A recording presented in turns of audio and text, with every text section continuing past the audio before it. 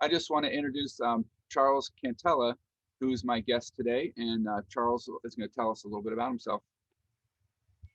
Okay. Hi, good morning. I'm Charles Cantella, and obviously I enjoy fishing, but I'm not nearly as accomplished as some of the people you had on.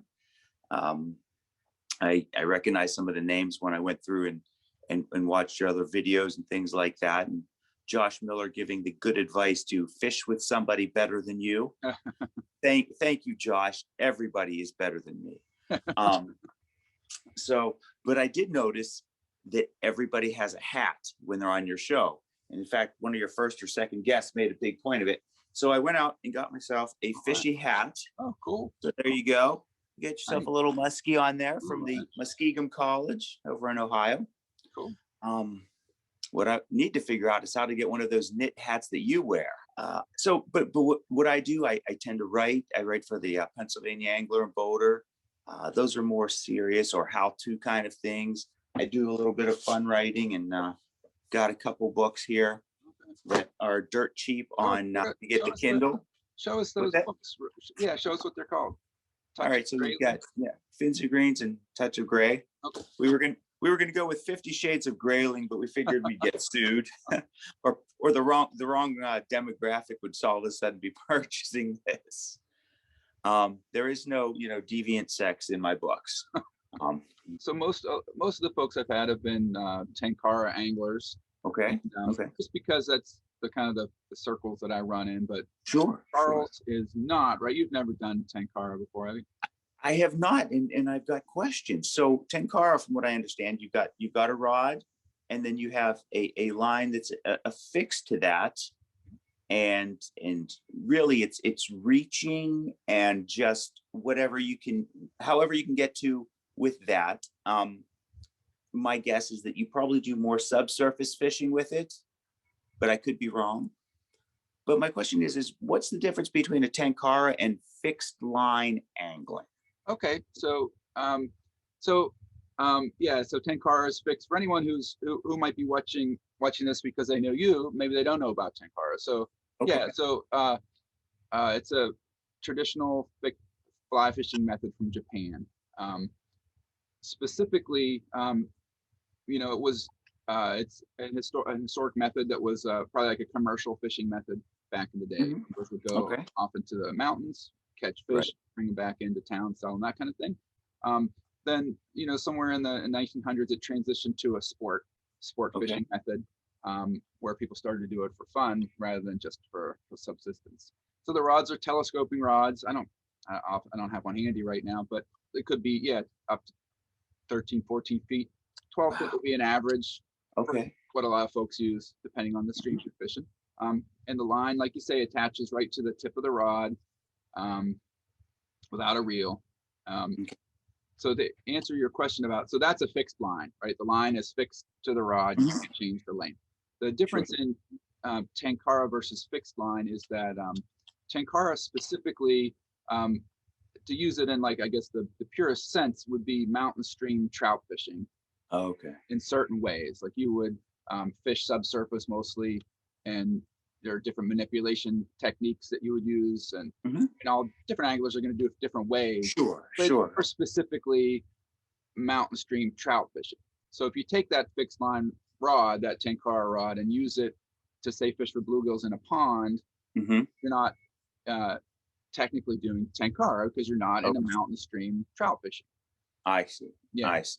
So just to avoid, so a lot of folks here started saying fixed line fly fishing, kind of to avoid stepping on the toes of that tradition. I see. Kind of be respectful to the original, the original intent. So the question, I guess, is looking forward to the new season. Like what are the new things you want to try, the new places you want to go, all that kind of stuff. Okay. Well, I was fortunate. Like I said, I do some writing for the Pennsylvania Angler and Boater, and so I was able to take some of this downtime this summer and stay relatively close. I didn't make any big long trips, but I was able to explore a couple of the more or the less well-known parks and do some write-ups about them. Get to see some new water.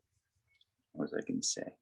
So, I tried to make the best out of a bad situation, but agreed, so then this year, what's this year's to-do list? Yeah, right.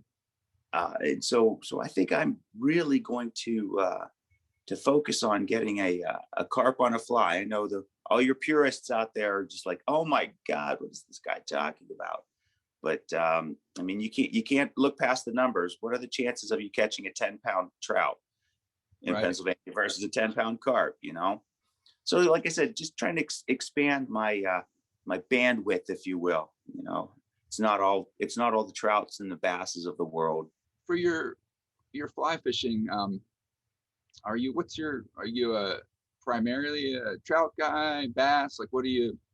So I tend to be a whatever my friends are going to fish for that day guy.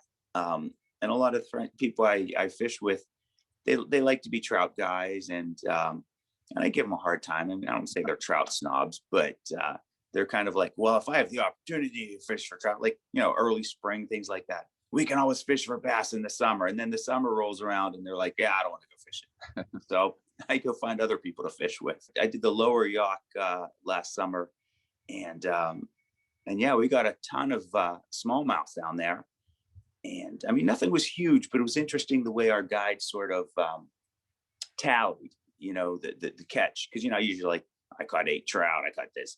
He would measure the fish, and then you would just kind of a running tally of the inches of fish you caught today. Yeah. So, oh, hey, look, you got a 10. Okay, that's a 10. Oh, he got a 12. So now we're up to 22 inches of fish in the boat. Oh, look, you got a little 8-inch dink. Now we're at 30 inches. I had never gone out with guides before 2019, and went out with Josh and George Daniel. And did you go with Josh? Yeah, I went out. How is he? Good. He talks a good game. Yeah. I'm kidding, Josh. If you're watching this, I love you, brother. I fished with him after the guided day. Right. He was kind of coming up. We were fishing Spring Creek, and he was coming up behind me and catching all these fish, like after I had gone through. Right. So it was, it was that thing where I'd always say, I would love to watch a real pro fish this stretch. And I got to do that. And I was like, yeah, he does a lot better. So, yeah. And you pick up a lot of little things that you might not think about, whether it's holding your rod tip maybe parallel to the water when you're doing the drift through, and there's a lot of things that like you said, just the little tweaks here and there. Is the little, it's all these little things that add up to a big thing. Like, you watch him, and his casts were better than mine. He was confident enough to send that fly in underneath all those low-hanging branches, and just confident enough to make all these casts that I'm not making, because I don't want to get my fly stuck again, and have to go over there. But yeah, it was very eye-opening, and I would recommend, like, you see folks spend a lot of money on gear, odds and stuff, but like, spend that money on a guide. Yeah, agreed. And tell the guide that you want to learn. Don't, that's the other side. Don't tell it. If your point is just to go catch a bunch of fish, you may not learn that much. But if you tell them that you want to learn how to do this thing, then Yeah, I know. I've heard some good guide stories of just like horror things where like these people come out and they're like, well, I've been reading this book, so this is what we need to do. And I'm like, well, wait a minute, this guy, this is his river or her river. Yeah. Just take your ego off the shelf for a little bit, and let somebody else take control for it. Yeah. So where do you like to go if you are going to make a road trip? You hit the lottery and you're headed out. Where are you going? So if I'm hitting the lottery and money's off the table, I would have to say that and obviously you could spend your lifetime studying any of these states. There's so much stuff. So I've been to Montana, and I've been at the Green in Utah, and I went to the South Holston down in Tennessee. Oh, really? I'll have to talk about that. Yeah, we'll talk later. Yeah, off the air. I think I'd have to go with Alaska, because I hear it's expensive, and like, if money's off the table, I'm going to try that, because I've heard stories from other people, and they're just like, if you get the runs right, just the sheer volume of fish would indicate that there's going to be one stupid enough to hit your fly, or my fly, not your fly. Yeah. And What about for the year? Do you have anything lined up for the year yeah, that you want? I'm getting out to Wisconsin, all things. Oh, okay. Hit Yeah. the Driftless. Yeah, hit that Nice. again. Have you ever been there? I have not. I'm just listening to The Dumb Luck and the Kindness of Strangers, and Girak is just talking about that right Oh, now. really? And so my question then becomes, okay, so it's driftless, so it's relatively flat. I mean, you do have the mountains, but are they spring creeks? Yeah. They look like they would be all spring creeks They up are. there. They're all spring creeks. Yeah. Wow. Yeah. Yeah. I mean, That's just tough fishing. well, I've only been there in like May and very early June. A lot of bug activity and Yeah.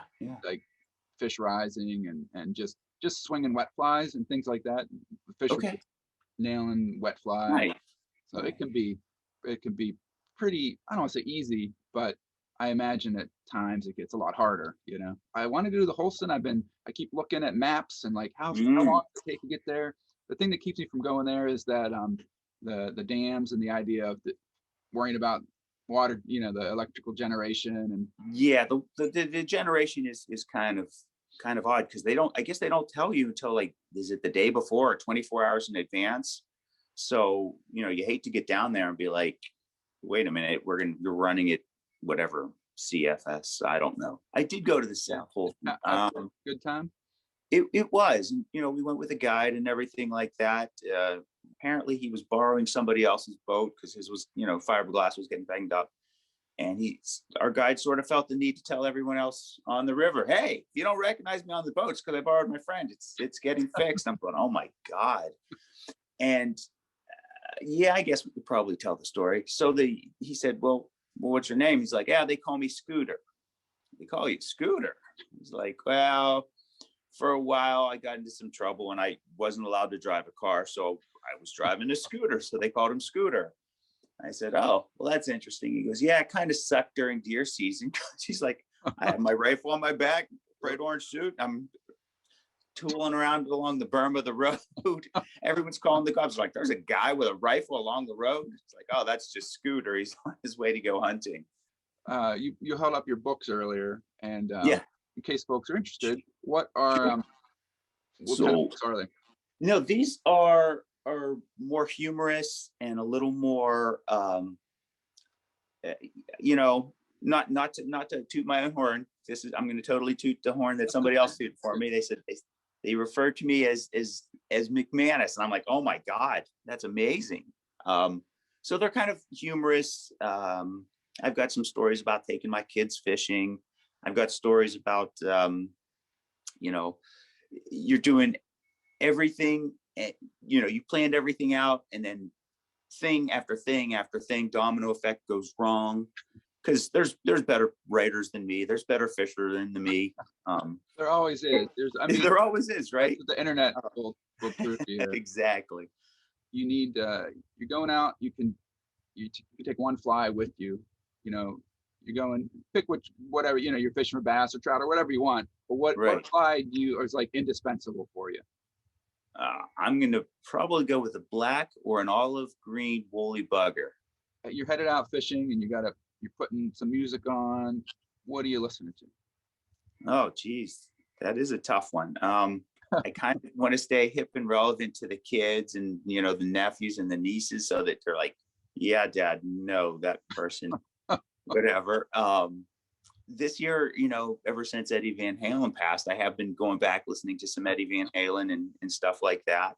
I heard a symphony play Iron Maiden music, and it kind of makes you go back and then listen to it, and you're like, and then when you get to their lyrics as well, you're like, these are much deeper and meaningful, and their music composition was much better than I probably thought the first time I heard it. I thought it was just, you know,